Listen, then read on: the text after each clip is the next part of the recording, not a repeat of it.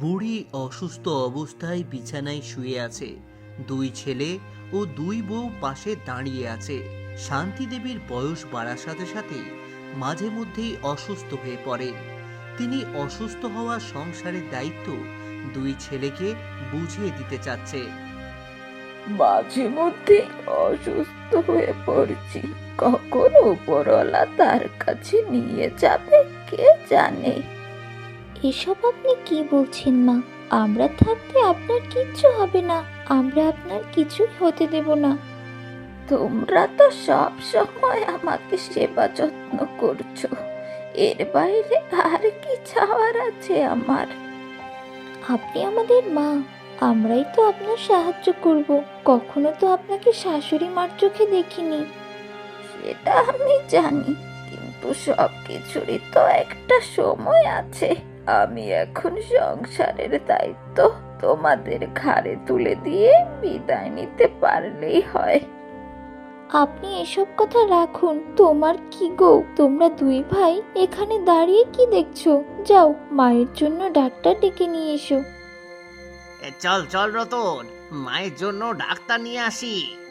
সুকান্ত ও Ratan doctor ডাকতে চলে যায়। অনুরাধা ঘরে বসে আছে। সেখানে রতন আসে। অনুরাধা ও রতনের মধ্যে কথোপকথন হয়। কি হয়েছে? তুমি এভাবে মুখ গোমড়া করে বসে আছো কেন? কি হয়েছে, তুমি কিছু বুঝতে পারছো না? আরে না বললে কিভাবে বুঝবো? আগে তুমি বলো। আজকে না মাকে সম্পত্তি ভাগের কথা তোমার বলার কথা ছিল, কই তুমি তো সেটা কিছুই বললে না তখন। এসব তুমি কি বলছো? মায়ের এই অবস্থায় এখন কিনা আমি সম্পত্তির কথা বলবো? আমি যা বলি ভেবেচিন্তেই বলি, তুমি তো আমার কথা শোনো না। তুমি চিন্তা করো না, দুটো দিন যা, তারপর দেখো আমি কি করি। দুজন কথা বলতে থাকে। দুদিন পর বুড়ি বিছানায় শুয়ে আছে। সবাই সেখানে উপস্থিত। রতন অনুরাধার কথা শুনে নিজেও সম্পত্তির প্রতি আকৃষ্ট হয়ে পড়ে এবং নিজের বড় ভাই ও বৌদিকে ভুল বুঝতে শুরু করে। আস্তে আস্তে তো মায়ের শরীর খারাপ হয়ে যাচ্ছে। হ্যাঁ, ঠিক বলেছিস। আস্তে আস্তে আমার শরীরটা আরো খারাপ করছে। আমি বলছিলাম কি মা, কিরে রতন, চুপ করে গেলি কেন? কি বলতে চাচ্ছিস বল, সমস্যা নেই। আমরা তো দুই ভাই, কখন কি হয় বলা তো আর যায় না। তুমি থাকাকালীন যদি সম্পত্তির একটা হেস্তনেস্ত করতে, তাহলে পরবর্তীতে আমাদের মধ্যে ঝামেলা হওয়ার কোনো সম্ভাবনা থাকতো না আর কি। এ তুমি কি বলছো রতন? এখনই সম্পত্তি ভাগ করতে চাও? আরে না না, ওই রকম ভাবে বলিনি। আজকাল তো অনেক জায়গায় দেখা যায় পরবর্তীতে সম্পত্তি নিয়ে ঝামেলা হয়, সেই জন্যই বললাম। মা, রতন কিন্তু ঠিক কথা বলেছে। তোমার যদি কোনো আপত্তি না থাকে। আচ্ছা ঠিক আছে, তোদেরকে চিন্তা করতে হবে না। আমি সম্পত্তি সমান ভাগে ভাগ করে দেব। আচ্ছা মা, আচ্ছা। তুমি তাহলে বিশ্রাম নাও, আমরা যাই কেমন? রতন অনুরাধা সেখান থেকে চলে যায়। দুদিন পর সকালবেলা বাড়ির উঠোনে সবাই বসে আছে। এখন আর তোদের কোনো চিন্তা নেই, সব কিছু দুভাগে সমান ভাগে ভাগ করে দিয়েছি। সব কিছু তো দুভাগ করে দিলেন মা, কিন্তু একটা জিনিস তো রয়ে গেল। কি জিনিস আবার রয়ে গেল ছোট বৌমা, বলো তো? ওই যে বাড়ির পুকুরটা তো কোনো ভাগ করলেন না, পুকুরটার কি হবে? না না না বৌমা, এটা আমি ইচ্ছে করে ভাগ করিনি। এই পুকুরটা দুই ভাইয়ের থাকবে। পুকুর দুই ভাগ করলে কেমন দেখায়? দুই ভাই মিলে চললে এই মাছ চাষাবাদ করবে, ধরবে, খাবে, এটাই তো আনন্দ। আমি যেটা বলছি সেটাই হবে, তুমি আর কোনো কিন্তু করো না। সব কিছুই ভাগ করে দিয়েছি, আর কোনো কিন্তু নয়। বড় বৌমা, আমাকে ঘরে নিয়ে চলো, শরীরটা আবারও খারাপ লাগছে। কিছুদিন পর পুকুর থেকে রতন মাছ বিক্রি করে এবং সেই মাছের অর্ধেক ভাগ তার বড় ভাইকে দিতে অস্বীকৃতি জানায়। সুকান্ত দা, আরে ও সুকান্ত দা, কোথায় তুমি? এদিকে আসো তো। সুকান্ত, রাধিকা ও বুড়ি ঘর থেকে বেরিয়ে আসে। কি হয়েছে রতন, এত চেঁচামেচি কিসের?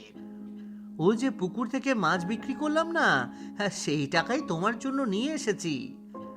রতন কিছু টাকা সুকান্তের হাতে তুলে দেয়। তুই কষ্ট করেছিস ভালো কথা, সেজন্য আমাকে এত পরিমাণ টাকা কম দিবি? আরে পুকুর তো তুমি দেখাশোনা করো না, পুকুর দেখাশোনা করি আমি, সেজন্য আমি বেশি নিয়েছি। দেখেছো মা, রতনের ব্যবহারটা দেখেছো? কিছু বলবে না ওকে? এটা তুই কেমন কথা বলছিস রতন? 2 ভাগ করে দিয়েছি, 2 ভাগ সমানভাবে ভাগ করে নিবি।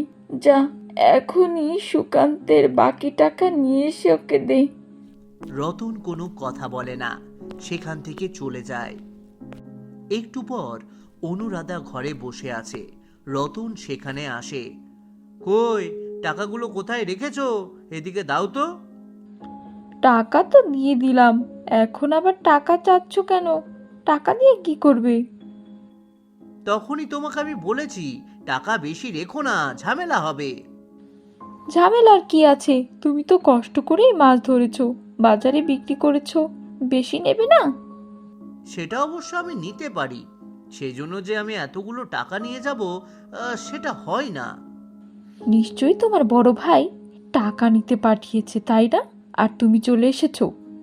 না, দাদা পাঠায়নি, মা পাঠিয়েছে। দাও তো তুমি টাকাগুলো। ভাগের পুকুর, দাঁড়াও দেখছি, এই পুকুর বিক্রি করেই ছাড়বো। ভাগের পুকুর বিক্রি করব কিভাবে? অনুরাধা কুটিল বুদ্ধি করতে শুরু করে।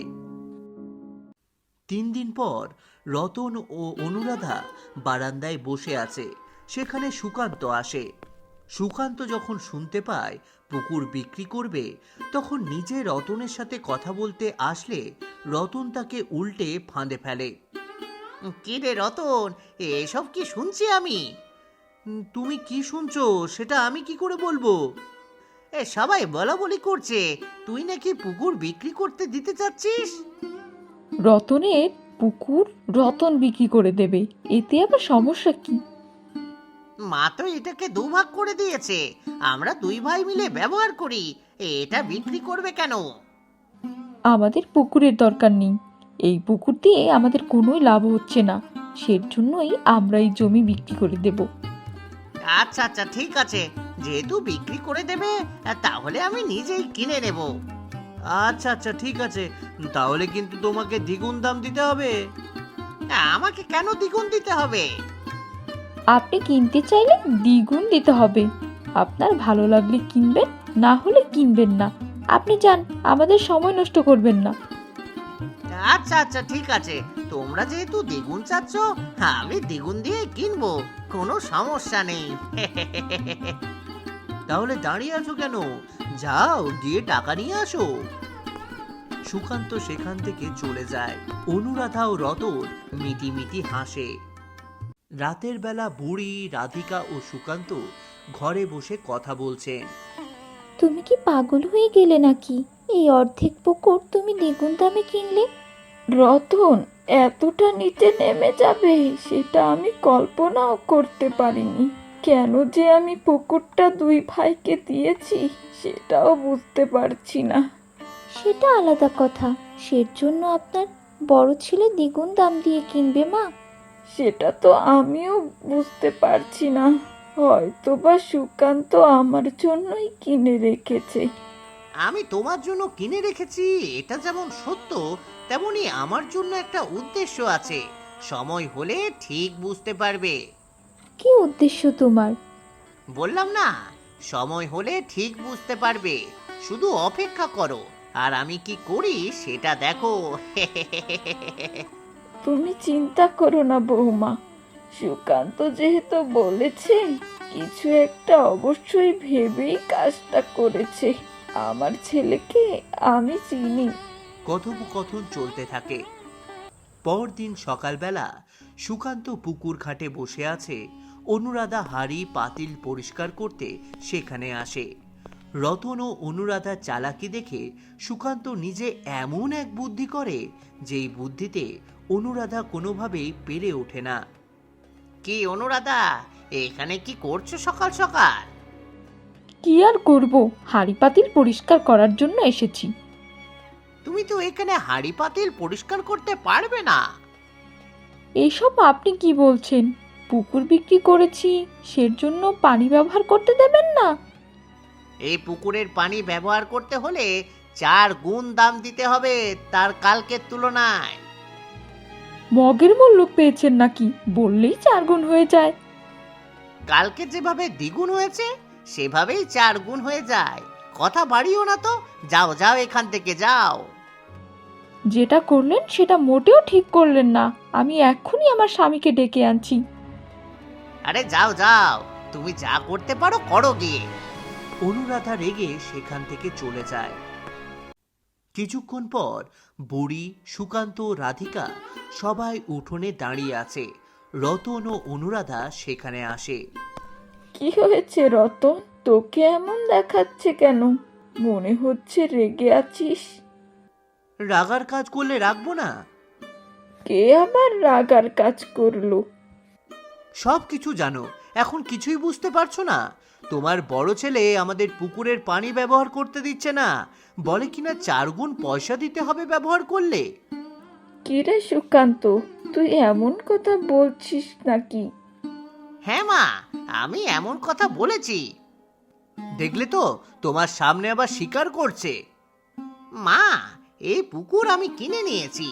এই পুকুর কাকে ব্যবহার করতে দেব আর কাকে দেব না সেটা কিন্তু আমার ইচ্ছে। আমি টাকার বিনিময়ে পানি ব্যবহার করতে দেব, না হলে কিছুতেই দেব না। এখানে আমি আর কি বলবো? তুই তো পুকুর বিক্রি করে দিয়েছিস। এখন সুকান্তের পুকুর, ওর যেটা ভালো মনে হয় ও সেটাই করবে। দেখলে তো অনুরাধা, তোমার জন্য আজকে এত বড় বিপদে পড়তে হলো। এখন 4 গুণ পয়সা আমি কোত্থেকে পাবো? জমি বিক্রি করলেও তো 4 গুণ পয়সা হবে না। আমার ভুল হয়ে গেছে, আপনারা আমাদেরকে ক্ষমা করে দিন। আমি আসলে ভুল করে ফেলেছি। আমি ভুল করে ফেলেছি দাদা, আমি অনেক বড় ভুল করে ফেলেছি। আমাকে ক্ষমা করে দাও দাদা, তুমি তুমি আমাকে ক্ষমা করে দাও। ও মা, মা, আমাকে ক্ষমা করে দাও, দয়া করে আমাকে ক্ষমা করে দাও। আমি অনেক বড় ভুল করে ফেলেছি। যা, এখন সুকান্তের টাকা এনে দে। এখন থেকে এই পুকুর দুই ভাইয়ের ভাগের পুকুর হিসেবেই থাকবে, আর কোনো ঝামেলা হবে না। আচ্ছা আচ্ছা আচ্ছা, ঠিক আছে মা, ঠিক আছে। রতন ও অনুরাধা নিজেদের ভুল বুঝতে পারে এবং ক্ষমা চায়। সবাই তাদেরকে ক্ষমা করে দেয় এবং এরপর থেকে সেই পুকুর 2 ভাইয়ের ভাগের পুকুর হিসেবেই থেকে যায়।